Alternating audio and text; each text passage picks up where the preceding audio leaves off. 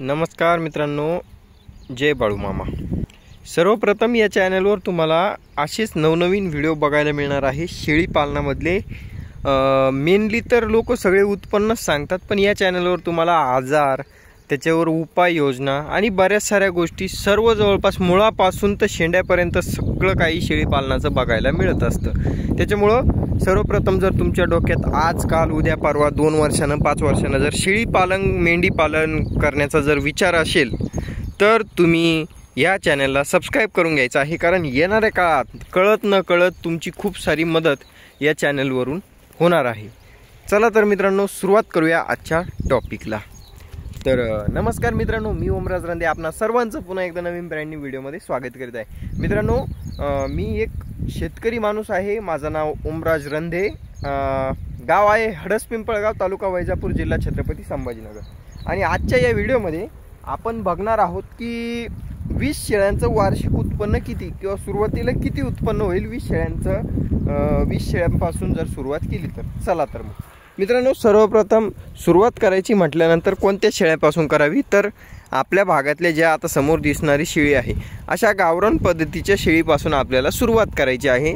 आता तुम्ही याच्यामध्ये गाभण शेळ्या घेऊ शकता, पिलावाल्या घेऊ शकता, पण माझ्या मते अनुभवानुसार जर सांगायचं म्हटलं तर तुम्ही शक्यतो कोणत्याही वातावरणात जरी शेळी घेतली तरी सुरुवात करायची। तुम्हाला जर 2-4 वर्ष या धंद्यात टिकायचं असेल तर माझ्या मते खाट्या शेळ्या म्हणजे पार्ठ्या शेळ्या आपण ज्याला म्हणतो त्या दुसऱ्या तिसऱ्या व्यताच्या पार्ठ्या शेळ्या घेऊन सुरुवात केलेली कधीही चांगली, कारण मग ती आपल्याकडे आल्यानंतर 5 ते 6 महिन्यात पूर्णपणे तिला आपल्या वातावरणात मानून घेते आणि त्याच्यानंतर मग तिची जी सुरुवात असते पिल्लं देण्याची सगळी काही आपल्याकडे होते। लागवडीपासून ते पिल्लू होईपर्यंत ती पिल्लू आपल्या वातावरणात जगत असतं, पोटामध्ये किंवा मग आपल्या खानावळीवर आपल्या खाद्यावर जगत असतं, आणि त्याच्यामुळं मग त्याला पुढे चालून आपल्या वातावरणात जगायला खूप जास्त काही त्रास होत नाही। त्याच्यामुळं शक्यतो पार्ठ्या शेळ्यांपासून सुरुवात करायची। जर तुम्ही दुसऱ्या एखाद्या शेळ्यांपासून सुरुवात करत असेल तर नक्कीच त्याच्यामध्ये लॉस होऊ शकतो किंवा त्याच्या फायदे तोटे वेगवेगळे असू शकतात, तर ते पहिले अभ्यास करून सुरुवात करावी। मित्रांनो, सर्वप्रथम जर आपण समजा आता सुरुवात केली 20 शेळ्यांपासून डायरेक्टली, तर एक गोष्ट ध्यानात ठेवायची आहे की तुम्हाला कमीत कमी 2 माणसं लागणार आहेत। का? त्याच्यामागे कारण असं आहे, एक माणूस तुम्हाला सपोर्ट पाठिंब्याला जर असेल तर खूप छान होतं, एका माणसावर लोड येत नाही। शक्यतो एक माणूस आरामशीर हँडल करतो 20 शेळ्या बंदिस्तामध्ये आणि फिरस्तीमध्ये सुद्धा, पण ज्या वेळेला पिलं होतात सगळ्या गोष्टी असतात, झाडून झुडून सगळ्या म्हणजे गोठ्याचं नियोजन सगळं जर असेल, तुम्ही 20 ठेवा भले 50 ठेवा, पण 2 माणसं असेल कधीही चांगलं, कारण मग जास्त हेडॅक माणसाच्या डोक्याला होत नाही आणि तुम्ही जर 2-3 कामं करायला बघितले तर ते आरामशीर होतात जर तुमच्याकडे शेळ्या चांगल्या क्वालिटीच्या असेल आणि दोन्ही माणसाचं उत्पन्न त्याच्यातून निघत असतं। जर थोडाफार वाऱ्याचा आवाज येत असेल तर त्याबद्दल माफी असावी। हां, चला सुरुवात करूया। मित्रांनो, सर्वप्रथम तुम्हाला आपल्या गावरान उस्मानाबादी शेळ्या किंवा मग कोणत्याही पद्धतीच्या गावरान शेळ्या घ्यायला कमीत कमी गुंतवणूक लागणार आहे। बघा, आपल्या गावरान शेळीला सध्याच्या काळामध्ये मार्केट रेटनुसार 12 ते 15 हजार रुपयाच्या आसपास चांगली शेळी घ्यायची म्हटली तर पार्ठी शेळी जर घ्यायची म्हटली तर 12,000 रुपयाच्या आसपास 10 ते 12 हजार रुपयात तुम्हाला चांगल्या क्वालिटीची शेळी मिळून जाते गावरान, बरं का। तर जर काठेवाडीमध्ये गोष्ट केली तर 15, 16, 17 हजार रुपयापर्यंत चांगल्या क्वालिटीची शेळी मिळून जाते।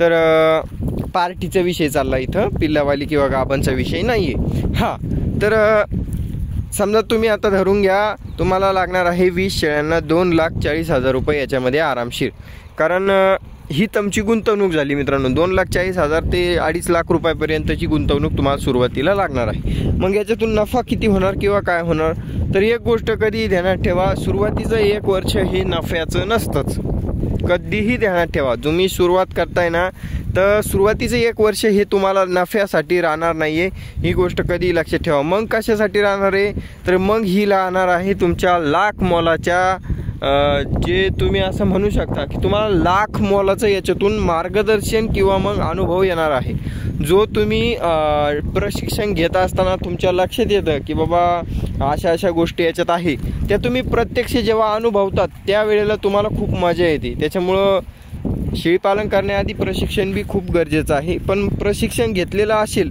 तर मग ते तुमच्या लक्षात येत चालतं की बाबा असं प्रशिक्षणामध्ये झालं होतं आणि आता हे खरंच आपल्याला रिॲलिटीमध्ये दिसतंय आणि आता त्याला काय तोडगा करावा. तर ह्या गोष्टी तुम्हाला मग त्याच्यातून दिसायला मिळतात आणि मग तुम्ही खुश राहतात किंवा मग खूप मजा येते त्या गोष्टीतून. तर या गोष्टी तुम्ही अनुभवतात. त्याच्यानंतर आता तुम्ही 20 शेळ्या घेतल्या बघा, तर एक पहिले 6 महिने तर तुम्हाला काय लागणार आहे बघा, शेळ्या गाभण घालण्यामध्येच जाणार आहे. म्हणजे काय, 20 शेळ्या आणि एक बोकड जर तुम्ही आणला आणि जर बोकड जर सोडून दिला पार्ठ्या शेळ्यांमध्ये, त्याच्यातले काही गाभण निघू शकतात, काही पार्ठ्या तर पार्ठ्याच राहतात. तर कमीत कमी 1 महिना त्यांना पूर्ण शेळ्यांना लागवडीसाठी जातो, 1-1.5 महिना. आणि मग त्याच्यानंतर 5 महिने ते गाभण गाळ. म्हणून म्हणलो 6 ते 7 महिने तुमचे सुरुवातीला पिल्लं घेण्यामध्ये आणि गाभण घालण्यामध्ये जाणार आहे. हो, पण 7 महिन्यानंतर तुमच्या घरी पिल्लं होणार. 20 शेळ्यांचे कमीत कमी 35 पिल्लं आरामशीर होतात मित्रांनो. जर तुम्ही खूप नवटा माल घेतलेला असला तर तुम्ही आरामशीर धरून चाला, एक 35-40 पिल्लं जरी झाले त्याच्यामधले 2-5 मरतूक होणार. सुरुवातीला 10 मरतूक होऊ शकते आणि 20 होऊ शकते. पण आपण नॅचरली धरू, जर तुम्ही एवढं 6 महिने त्यांना सांभाळलं तर एवढी मरतूक शक्यतो होत नाही. पण तरी बी झाली तरी बी तुम्हाला कमीत कमी सुरुवातीच्या झोप्याला तुम्हाला 20 शेळ्यांमागं 30 पिल्लं तरी आरामशीर राहतात मित्रांनो. 30-35 पिल्लं राहू शकतात. कमी जास्त होतं एखाद्या वेळेस 20 बी राहू शकतात, त्याचं सांगता येत नाही. पण आपण मोठा कमी जास्त अंदाज 30 पिल्लं धरूयात 20 शेळ्यांमागं. 7व्या महिन्यापाशी तुम्हाला 30 पिल्लं मिळाले मित्रांनो. आता त्याच्यानंतर तुम्ही ते पिल्लं सांभाळणार आहे बघा कमीत कमी 5 ते 6 महिने. म्हणजे एका वर्षाचं गणित सांगतो तुम्हाला, सुरुवातीच्या वर्षात किती उत्पन्न याच्यातून होऊ शकतं. आता बघा 5 ते 6 महिने जर एका शेळीचे 2 पिल्लं तुम्ही सांभाळले तर तुमचे ते 30 पिल्लं मित्रांनो विकले जाणार आहेत. एक नॉर्मली रेंज आणि सुरुवातीच्या माणसाचं जर म्हटलं तर कमीत कमी सध्याच्या काळामध्ये 6,000 रुपयाच्या आसपास, 6,500-7,000 रुपयाच्या आसपास ते पिल्लू विकल्या जातं मित्रांनो मार्केट रेंजमध्ये.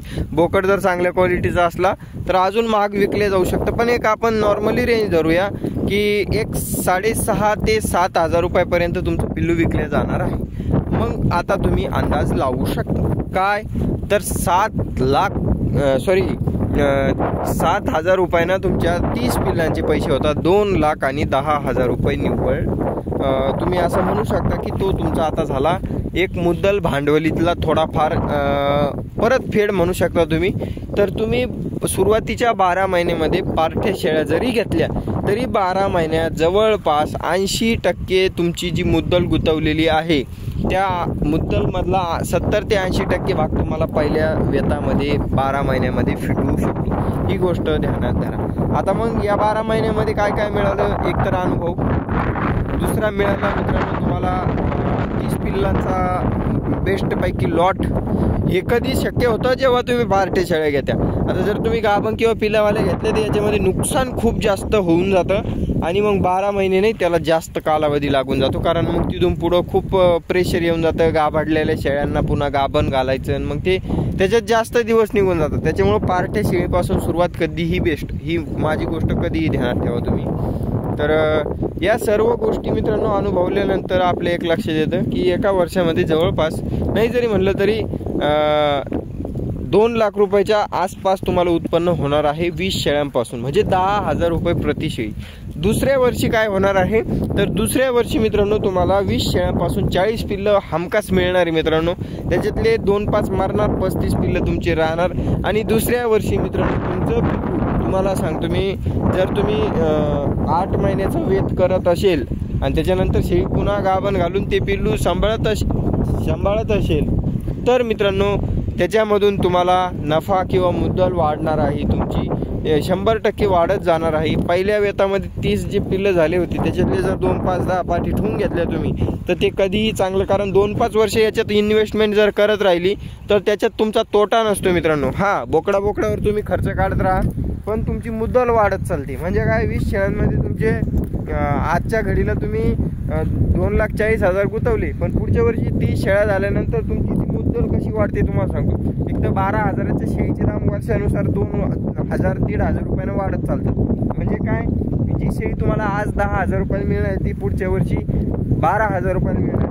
जी 12,000 रुपये शेळी होती ती 14,000ची झाली. त्याच्यानंतर तुम्ही ज्या पाठी ठेवल्या होत्या 10 पाठी तुमच्या वाढतच चालतात, त्या कमी होत नाही. आणि त्या 30 पाठींपासून म्हणजे 30 शेळ्यांपासून तुम्हाला पुढच्या वर्षी पुन्हा नाही जरी म्हणलं तरी ह्या 20 शेळ्यांचे 40 पिल्लं आणि त्या 10 पाठींचे 10 पिल्लं जरी म्हणलं तरी 45 ते 50 पिल्लं तुम्हाला मिळतात। तर हे असं गणित वाढत चालतं मित्रांनो, इन्व्हेस्टमेंट वाढत चालती। म्हणजे काय, तुमचा वरचा खर्च त्या पाठी फिटवणार आहे त्याच्या पुढच्या वर्षी।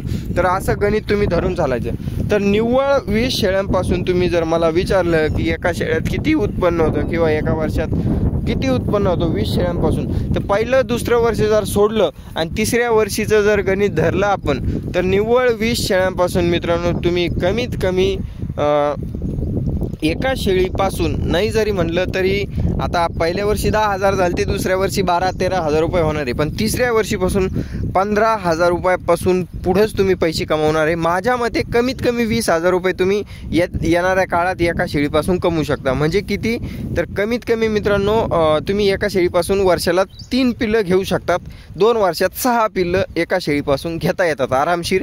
आणि 6 पिल्लांची तुम्ही नाही जरी म्हणलं तरी 7,000 रुपयानं जरी म्हणलं तरी 42,000 रुपये होतात। त्याच्यामध्ये काही खर्च आला, काही लाईट बीट आलं, काही तुमचा खुराकाचा खर्च आला, सगळं जाऊन येऊन तरी 15,000 ते 17,000 रुपये तुम्ही येणाऱ्या काळात कमवू शकता। आता त्याच्यामध्ये तुम्ही जर तुमचं जे वंशावळ जर उन्नती करत गेले, वंशावळ उन्नती जर केली, तर मार्केट रेटनुसार तुम्हाला पैसे हे जास्त येत राहणार आहे। 7,000चं पिल्लू मागच्या वर्षी जे पिल्लं मी 5,000ला विकले होते 2 वर्षापूर्वी, तेच पिल्लं मागच्या वर्षी माझे 6,500-7,000 रुपयाने गेले आणि तेच पिल्लं यावर्षी 8,000 ते 9,000 रुपयानं जाणार आहे। तर मार्केट रेटनुसार जसे हॉटेल व्यावसायिक वाढत चाललेले, मटणाचे दर वाढत चाललेले, त्या हिशेबाने याच्यामध्ये रेट वाढत जाणार आहे।